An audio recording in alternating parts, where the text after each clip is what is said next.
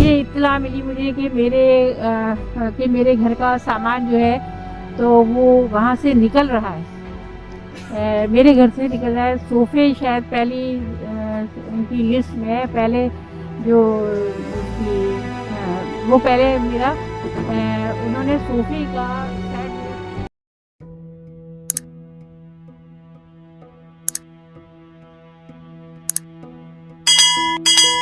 आज हम सबको पब्लिक एड जमात इस्लामी अवामी मसाइल बैठक में खुशामदीद कहते हैं। आज की जो हमारी कामयाबी है, रोज़ाना हमारे पास बेशुमार कामयाबियाँ अल्हम्दुलिल्लाह जमात इस्लामी के पास आ रही हैं पब्लिक एड अवामी बैठक में। इस वक्त मेरे साथ मौजूद हैं मोहतरम जनाब सैफुद्दीन एडवोकेट साहब, आप सरबराह हैं पब्लिक एड जमात इस्लामी कराची के, और यूसी 13 के कलीमुल हक उस्मानी पब्लिक एड के वहाँ के सदर जमात इस्लामी के। और आज जो मामला ज़ेर बहस आया है वो ये है, और जो खुशखबरी है कि एक घर क्लिंटन क्वार्टर में एजी सिंध की ऑडिटर, गवर्नमेंट की ऑफिसर, रिटायर्ड, इनके शौहर का इंतकाल हो गया, बेवा हैं नजमा मसरूर साहिबा।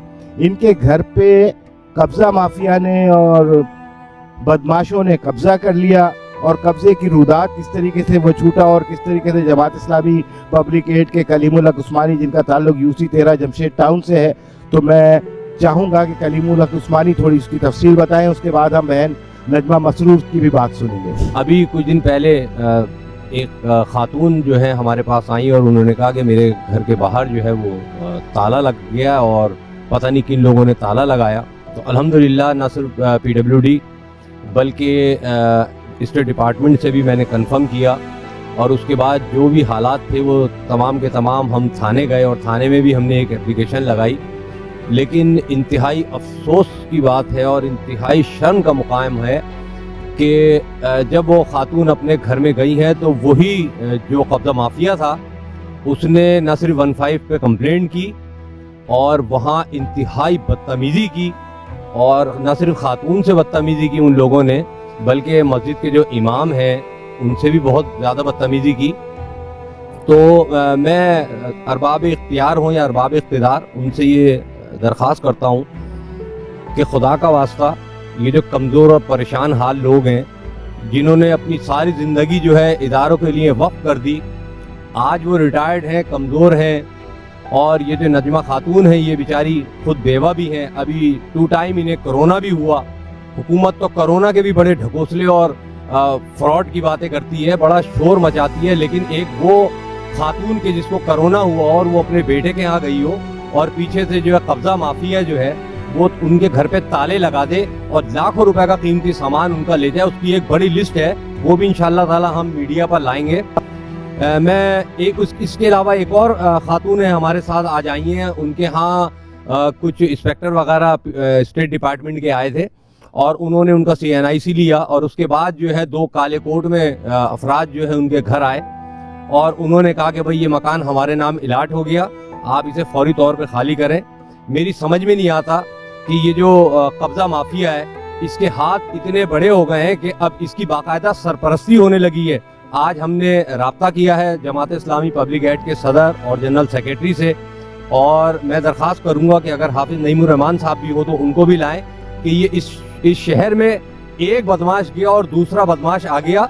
ये जो कमज़ोर और रिटायर्ड खातून है, ये जो लाखों रुपए का सामान जो इनका गया है, ये कौन इसका जिम्मेदार है, कौन ये सामान दिलाएगा? ये इत्तला मिली मुझे कि मेरे घर का सामान जो है तो वो वहाँ से निकल रहा है। मेरे घर से निकल रहा है। सोफ़े शायद पहली उनकी लिस्ट में है। पहले जो उसकी वो पहले मेरा उन्होंने सोफ़े का सेट जो है 3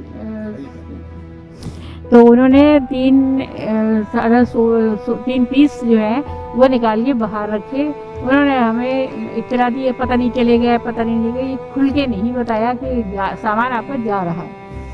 तो जब मैं दूसरे रोज़ पहुंची तो मैंने दरवाजे को खोलना चाहा कि अपनी चाबी तो नहीं खुल रहा था और उनका ताला पड़ा हुआ था।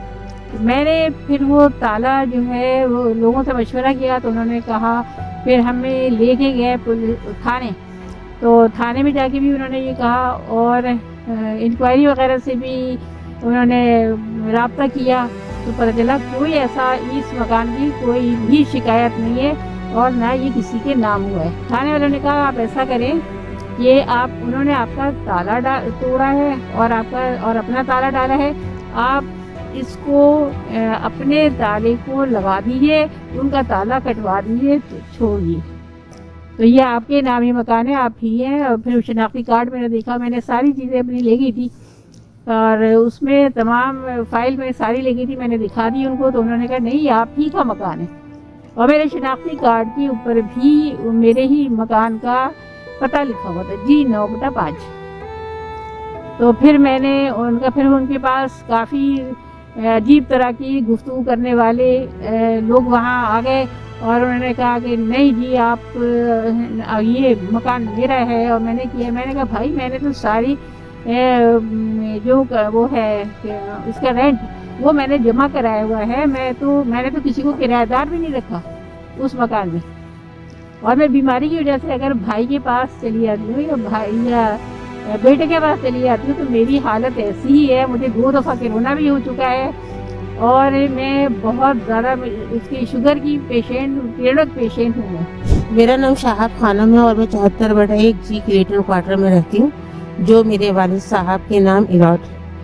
मेरे पास एक दिन आए, क्या कहते अमीन इंस्पेक्टर बताया, उन्होंने कहा कि ये मुझसे पूरी डिटेल ली कि कौन रहता है कौन नहीं रहता है। जब मैंने बता दिया तो उन्होंने कहा कि ये मकान किसी और के नाम इलाट हो चुका है और आपको खाली करना होगा। खैर बार ये कि मैं नहीं की स्टेट ऑफिस आप आई, शनाख्ती कार्ड वगैरह सब लेके मेरी इंफॉर्मेशन चली गई। फिर उसके बाद मेरे पास उन्होंने फ़ोन करा और फ़ोन करके कहा कि आप स्टेट ऑफिस आए। मैं नहीं गई, मैं कलीम उस्मानी साहब के पास गई, मैंने उनसे बात करी, उन्होंने जाने की ज़रूरत नहीं है और से भी मैंने पूछा। फिर उसके बाद 2 बंदे, तो 4-5 दिन के बाद 2 बंदे आए जो कि मतलब वकील के गेटअप में थे। एक कहना है कि ये आपका मकान जो है ना, किसी बंदे का नाम दिया कि सिंधी नाम था कोई, कि उसके नाम इलाट हो गया और आपका कोर्ट में केस चल रहा है और कल इसकी फैसला है, तो कल इसका मुकदमे का फैसला हो जाएगा। मैंने कहा भाई ये कौन सी कहानी है कि मैं यहाँ रह रही हूँ और मेरे फरिश्तों को भी पता नहीं है, मुकदमा भी हो गया, उसका फैसला भी कल है। मैंने कहा आप हो कौन? कहने हम वकील हैं। यानी कि कोई कॉमन सेंस की तो आप बात करें, आप वकील हैं। तो कह रहे कल ठीक है, आपसे मुलाकात होगी, आप आ जाइएगा कोर्ट में। और ये कहेगा फ़ौरन ही वो मुड़ के चले गए। बहरहाल ये परेशानियाँ हो रही है। अभी मैं वहाँ गई थी इंक्वायरी ऑफिस, तो वहाँ भी वो कह रहे हैं कि आपका मकान तो आपके नाम से कैंसिल हो गया, किसी और के नाम हो गया। औज़ु बिल्लाहि मिनश शैतानिर रजीम, बिस्मिल्लाहिर रहमानिर रहीम। सबसे पहले तो ये अफसोस तो मुझे ज़रूर है कि मेरी बहनों को, हमारी बुजुर्ग ख़वातीन को और इमाम साहब को मस्जिद के इस रात के वक्त यहाँ पर आना पड़ा है और अपनी रुदात इन्होंने सुनाई है। लेकिन ये जमात इस्लामी का दफ्तर है और अल्हम्दुलिल्लाह इसको हमने इसीलिए इसके दरवाजे खोल रखे हैं और यहाँ इसी रोज़ाना यहाँ पर बैठे होते हैं। नजीब अयूबी साहब की क़यादत में ये बैठक लगी रहती है और जो भी मजलूम हैं उनके हकूक़ दिलवाने के लिए हमने बेड़ा उठा रखा है। कराची की सूरत हाल इस वक्त ये हो गई है कि पूरा एक माफियाओं का राज यहाँ पर हो गया है और ये माफियाओं का राज इस तरह नहीं हुआ है बल्कि सरकारी जो एहलकार हैं वो प्राइवेट माफियाओं के साथ मिल गए हैं और इसके नतीजे में अवाम जो है इस कदर मजलूम और बेबसी महसूस कर रहे हैं कि कोई उनका मतावा करने वाला नहीं है उनके मसाइल का। लेकिन अल्हम्दुलिल्लाह जमात इस्लामी ने इस बेड़े को उठाया और हमने हर जगह, हर मसले में और हर महकमे में जहाँ पर भी लोगों को मसाइल दरपेश हैं उस पर अपनी आवाज़ बुलंद की है, उन मसाइल को हल कराने की कोशिश की है। और ये जितनी भी माफियाँ हैं इंशाअल्लाह अज़ीज़ जमात इस्लामी की क़यादत में जब अवाम जद्दोजहद करेंगे तो ये सब माफियाँ कराची से फ़रार हो जाएंगी। ये जो क्वार्टर्स का मसला है ये बड़ा तवील और पुराना मसला है और इसके लिए बड़े लोगों ने इस पर झूठे झूठे वादे किए और आप देखिए कि कितने लोग यहाँ पर आए, इलेक्शन लड़े, लोगों ने कामयाबी दिलाई उनको इस बुनियाद पर कि उन्होंने ये झूठे वादे किए थे कि हम आपको लीज दिला देंगे। लेकिन हुआ क्या कि आज तक लीज के नाम पर क्या एक कागज़ का पर्चा जाली दिलवा दिया गया लोगों को, जिसको गवर्नमेंट ने कहा इसकी कोई हैसियत नहीं है। और यहाँ पर मुंतखब होकर लोग मिनिस्टर भी बने और मुख्तलिफ स्टैंडिंग कमेटियों के चेयरमैन रहे और वादे पे वादा, झूठ पे झूठ मुस्तकिल बोलते चले गए। अल्हम्दुलिल्लाह जमात इस्लामी ने इस बात का तहैया किया है कि हम ये जो क्वार्टर्स का मसला है इसको भरपूर तरीके पर टेकअप करेंगे। किसी को इन लोगों के सरों से छत हम किसी सूरत नहीं छीनने की इजाज़त देंगे। जिन लोगों के मकान जिनके पास हैं अगर उनकी अलॉटमेंट कोई महकमा कर रहा है, स्टेट डिपार्टमेंट कर रहा है, पाक PWD कर रही है, वो गलत कर रही है। और कलीम उस्मानी ने जैसा कहा है, बिल्कुल सही कहा है कि हम उनको तंबीह करते हैं कि वो इन हरकतों से बाज आ जाएं। जब वो ये देख रहे हैं कि ये सारे मसाइल सुप्रीम कोर्ट में भी हैं, ये मसाइल फेडरल गवर्नमेंट के पास भी हैं, जमात इस्लामी भी इन मसाइल को उठाकर टेकअप कर रही है कि इन लोगों को लीज मिल जाए। इस मौके पर मुख्तलिफ लोगों को अलॉटमेंट देना और जाली टाइप के और बदमाशों को वहाँ पर भेजना, घरों पे कब्जे करवाना, इसको बिल्कुल भी हम बर्दाश्त नहीं करेंगे। और मैं यकीन दिलाता हूँ अपनी इन बहनों को भी, इमाम साहब को भी और जितने भी क्वार्टर्स के लोग हैं कि वो बिल्कुल इस बात का यकीन कर लें कि जमात इस्लामी उनके साथ खड़ी हुई है और किसी को उनके साथ ज़्यादती किसी सूरत से नहीं करने देगी। जज़ाकल्लाह जनाब। मैं अपने कैमरामैन से दरखास्त करूंगा कि इस बैठक को जरा दिखाएं। इस वक्त भी बेशुमार लोग यहाँ आए हुए हैं और ताहिर अमीरुल हसन जो नादरा डेस्क देख रहे हैं, वो नादरा के हवाले से, शनाख्ती कार्ड के हवाले से लोगों की हेल्प कर रहे हैं। और ये सारी रौनक, ये लोग यहाँ पर सैकड़ों की तादाद में रोज़ाना विजिट कर रहे हैं। पब्लिक एड के पेज को लाइक कीजिए, इसको फॉलो कीजिए और अपने दोस्तों में आगे बढ़ाइए ताकि कराची का कोई भी मजलूम जुल्म बर्दाश्त ना कर सके। उस जैसा सैफ साहब ने कहा कि हमारे दरवाजे सबके लिए खुले हुए हैं।